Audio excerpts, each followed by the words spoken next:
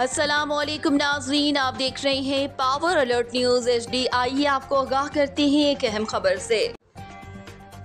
जाविया Sargodha governor Punjab secretariat में दीन मोहम्मद की retirement पर अलविदाई तकरीब का अहतमाम किया गया। अलविदाई तकरीब से खिताब करते हुए अफसरान और साथी मुलाजमीन का कहना था कि दीन मोहम्मद एक शरीफुल नफ्स और सादा तबीयत इंसान है। उन्होंने अपनी सारी मुलाजमत नेक नीयती और ईमानदारी से गुजारी और अपने अफसरान और अपने कोलीग्स की भी इज़्ज़त की।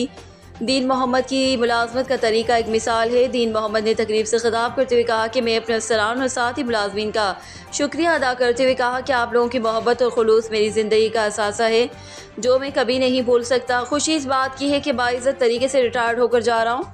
साथ ही मुलाजमीन की मोहब्बत हमेशा याद रहेगी। तकरीब में नसीर अहमद PS, आबिद अली PA, अमीर खान, मोहम्मद सलीम, अली अहमद, शाहिद बाजवा, बाबर शाह, जाकिर अली, मोहम्मद रफ़ी और दीगर ने शिरकत की। तकरीब के अख्ताम पर अफसरान और साथी मुलाजमीन से दीन मोहम्मद को फूल और दीगर तोहफ़े पेश किए गए। रिपोर्ट हाजी ज़फ़र अब्बास, तहसील रिपोर्टर, शाहपुर, जाविया।